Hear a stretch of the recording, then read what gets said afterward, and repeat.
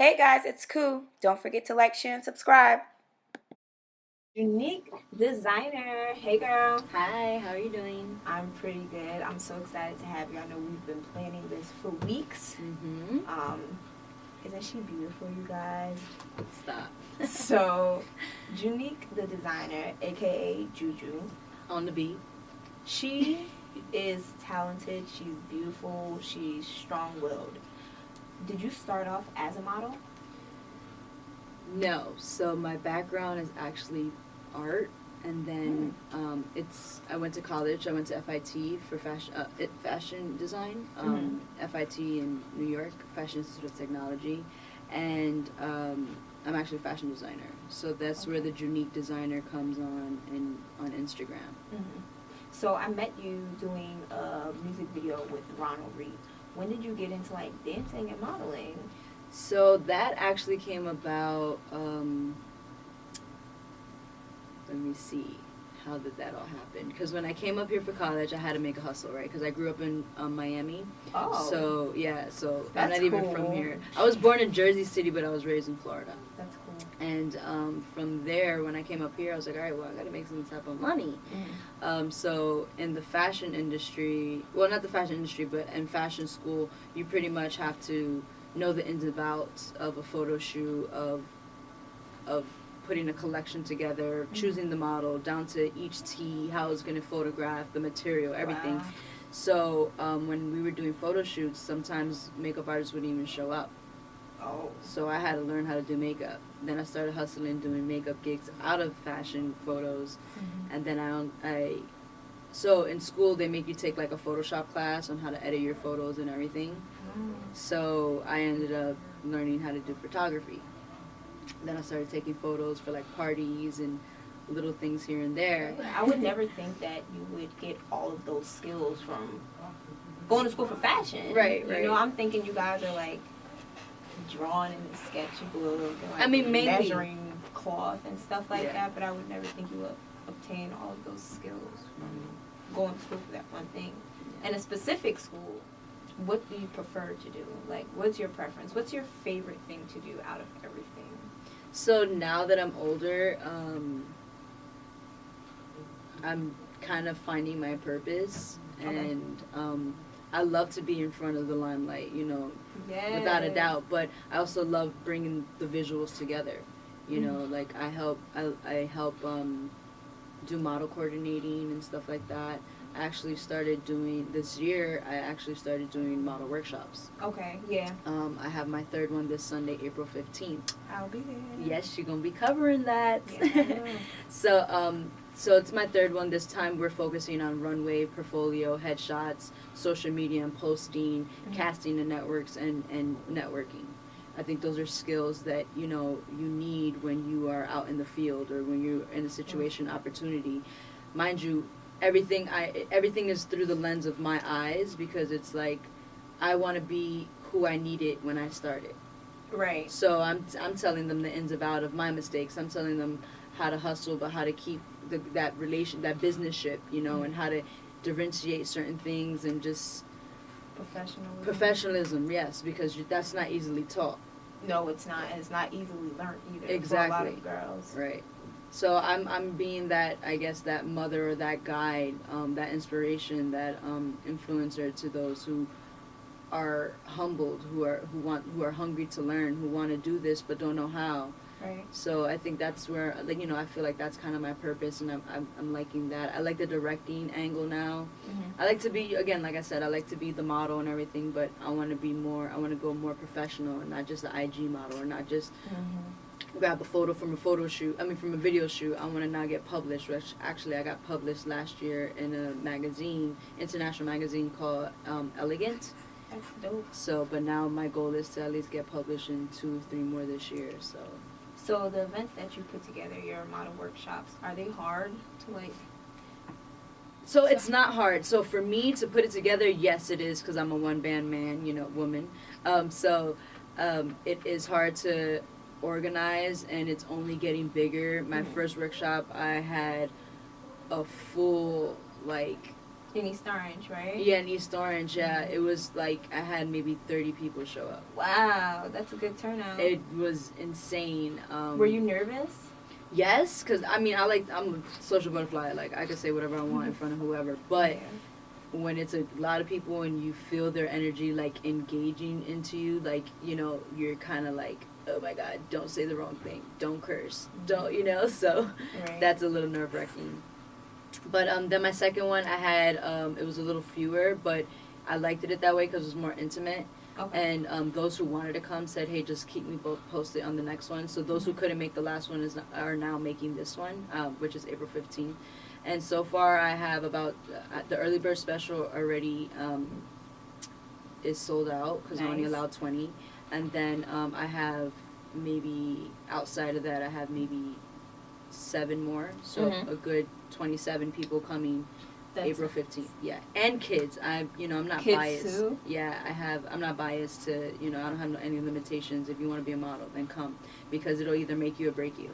Right. That's what the workshop's about. As far as support, would you say that a lot of people you know or grew up with supported you more than strangers?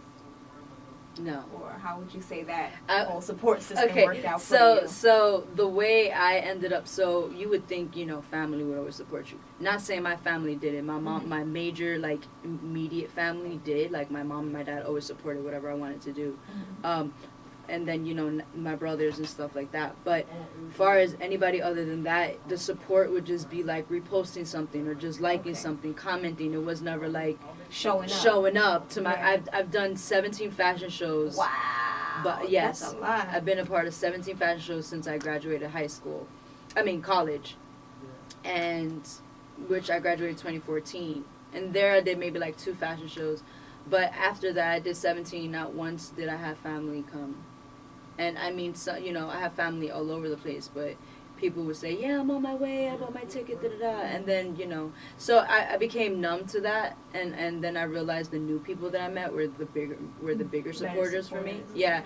And then, so what I learned to do was that, hey, listen, because I'm around the music industry so much, like, I'd repost somebody's song. If I really mess with it, if I really think it's hot, like, I'll repost it. They didn't have to ask me for that favor. And because it's genuine support. Exactly, and because of that, then I have people now to say I can call and they don't ask no questions and they out, or I'll say, hey, can you repost this for me? No questions asked, they'll do it. It is kind of discouraging because you hear everybody else getting their name called. You see their family bringing them flowers or whatever, and so I always felt like a loner, but I drowned myself in work and Googling or YouTubing how to do face painting or do this or that, and and just staying around the youth. Yeah, staying busy and staying around the youth, because that type of energy is infatuating. Yeah, I want to delve into the fact that you, along with everything else, you design clothes. Yes. So, can you describe your style of clothing to me? So my clothing line is called Junik Apparel, and you can follow it on Instagram. It's called Trends by Juju. Don't forget that, y'all. Trends by Juju. With the Z. Trends with I was just about to ask, with the S or a Z? Yeah, Trends with the Z, and you can also go on there. The website it's in that link. And so it's like urban meets sophisticated styles. So I'll take like a welt pocket or a darts from like dress pants and put them on some like joggers or like a skirt or something, like a maxi skirt or whatever. And my idea, my concept behind the clothing line is so that it's for that busy bee, that person that got work, got dinner, got lunch date, got everything, is doing a lot but don't have time to go home or don't want to carry 3-4 bags with them to just change. Like, no. And you know what my biggest pet peeve is? That artists, they'll wear an outfit and won't wear it again.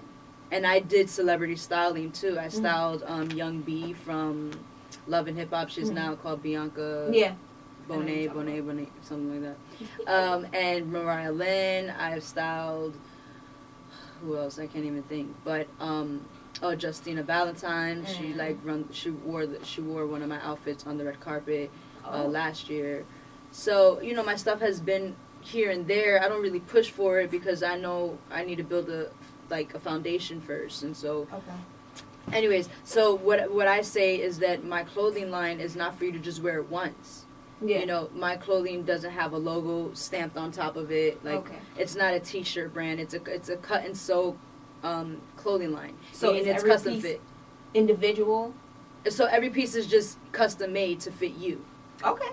That's So cool. so like it's in detail. Like I like especially like heavy set women or men. You know, they find it hard to find certain clothing or certain You certain design brands. clothes for men as well? Yes, men as Oh, well. see, I Yes, didn't know that. women and men. Yes.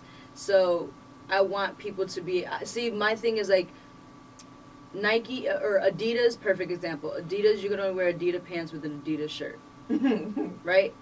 Or a bralette and some heels. Right, for but some but it's people. only right. But it's only an Adidas Right. brand to match. I want my brand for you to match it with whatever other brand. Okay. It's called Junik for that reason. Okay. I want you to be unique. I want you to wear that dress differently than the last person. Mhm. I want you to wear that dress with heels versus sneakers or vice versa. Mhm. You know, so that's what the whole concept behind my line is. And you know, I have a lot of celebrities supporting it.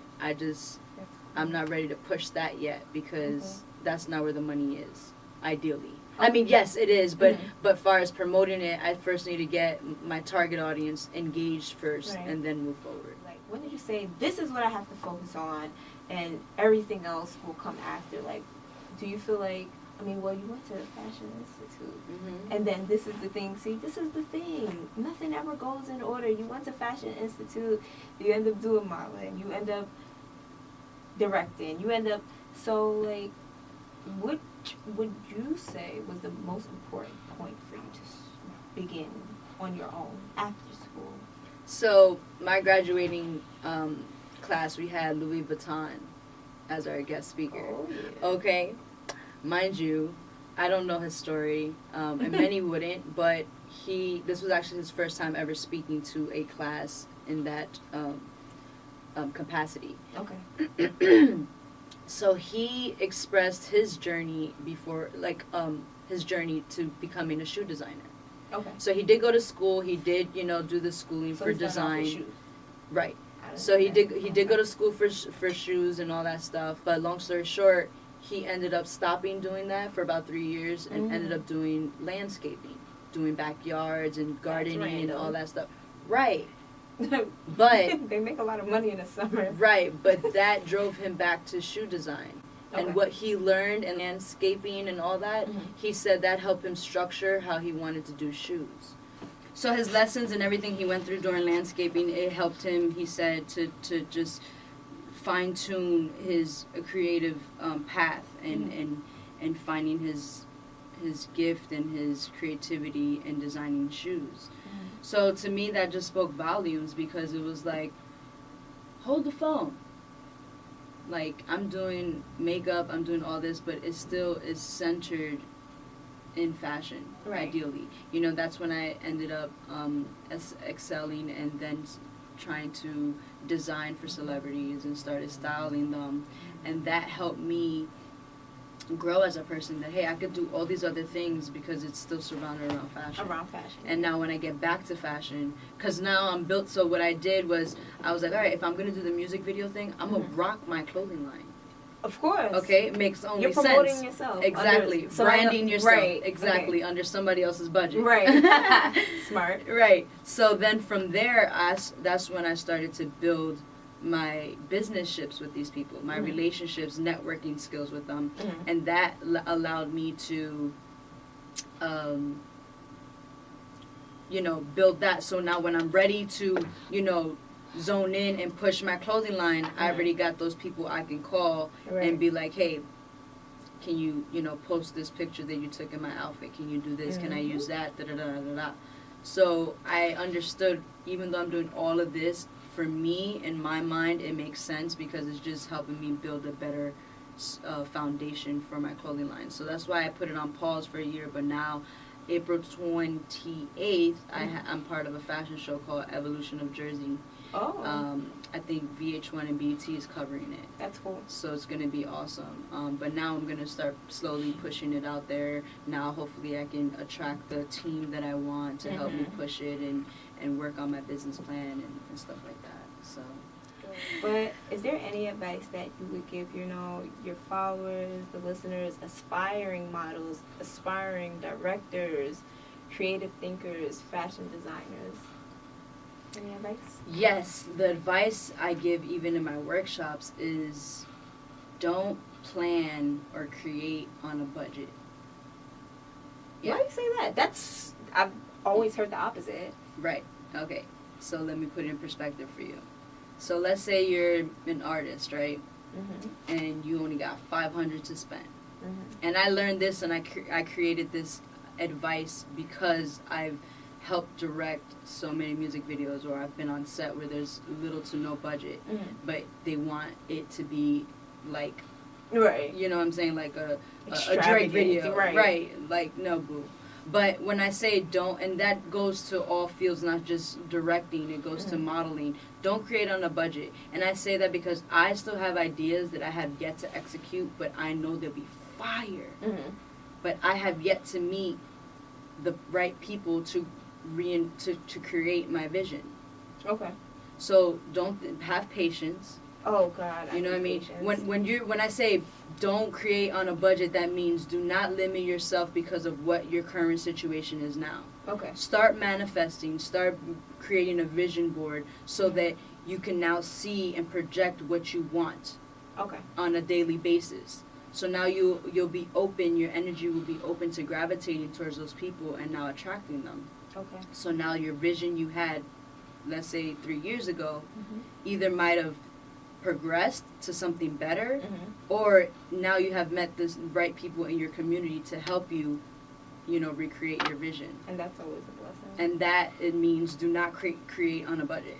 That's what my advice is. Don't limit yourself because you only have $10 in your account. Okay. If you're trying to introduce somebody or introduce yourself, hey, I'm Jalissa Peralta, catch me on Cardi B. You know what I mean? Like, I'm in Cardi B Bodak Yellow. Like, that's my biggest accomplishment because and I only lead with that. That's not my personal biggest accomplishment, but I only lead with that because I know whoever's in the room understands and knows what I'm talking about. Okay. So that will automatically intrigue somebody. Some people may seem like, oh, but she likes to rub her success in people's face. No, because I only said one thing. And if that person is intrigued by that one thing, then now we can talk about all the other things I do. Mm-hmm. And that's how people remember you. So thank you so much for interviewing with me. Thank you for having me. Yes. And that's all, guys. Thanks for kicking it with HeyyKuu.